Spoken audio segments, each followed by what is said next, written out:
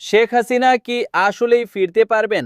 অন্তর্বর্তী সরকারের সময়ে ২০২৫ সালের মে মাসে আওয়ামী লীগের সব ধরনের রাজনৈতিক তৎপরতা নিষিদ্ধ করা হয়। একই সাথে রাজনৈতিক দল হিসেবে তাদের নিবন্ধনও স্থগিত করে নির্বাচন কমিশন, যার কারণে ত্রয়োদশ জাতীয় সংসদ নির্বাচনে অংশ নেওয়ার কোনো সুযোগই পায়নি দলটি। এর আগে ছাত্র জনতার তীব্র গণ আন্দোলনের মুখে ২০২৪ সালের ৫ই আগস্ট শেখ হাসিনা দেশ ছেড়ে ভারতে চলে যান এবং বর্তমানে তিনি সেখানেই অবস্থান করছেন। তবে ত্রয়োদশ জাতীয় সংসদ নির্বাচনে বিএনপি ক্ষমতায় আসার পর আওয়ামী লীগের নেতাকর্মীদের হঠাৎ ঝটিকা মিছিল ও সক্রিয় হওয়ার কিছু চেষ্টা ইদানিং চোখে পড়ছে।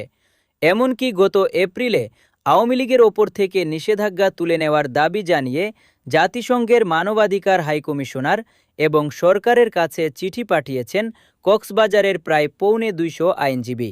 এরই মধ্যে ভারতের একটি সংবাদ মাধ্যমে ইমেইলে দেওয়া সাক্ষাৎকারে শেখ হাসিনা নিজে দেশে ফেরার ইঙ্গিত দিয়েছেন।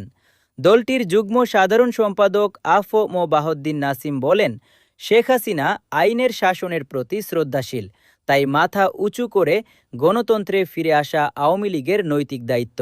তিনি আরও বলেন, এটি পুরো জাতির জন্যই একটি ইতিবাচক বার্তা। শেখ হাসিনা প্রতিশোধের রাজনীতি নয়, বরং আইনের শাসন ও মতপ্রকাশের স্বাধীনতা নিশ্চিত করতে চান। আর সেই গণতান্ত্রিক অধিকার ও আইনের প্রতি শ্রদ্ধা রেখেই তিনি বাংলাদেশে ফিরবেন।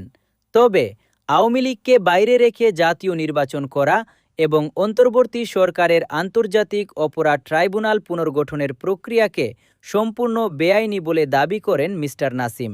তার ভাষ্য, এই আদালতকে আমরা এবং বাংলাদেশের মানুষ উভয়ই প্রত্যাখ্যান করেছে।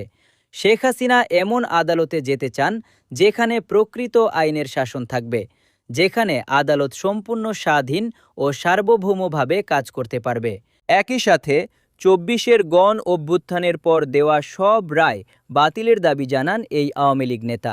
এদিকে বিশ্লেষকদের মতে বাংলাদেশের একটি বড় অংশের মানুষ এখনও এই দলটিকে সমর্থন করে। আওয়ামী লীগ ভোটের রাজনীতিতে হেরে যায়নি, বরং সরকারি আদেশে নিষিদ্ধ হয়েছে।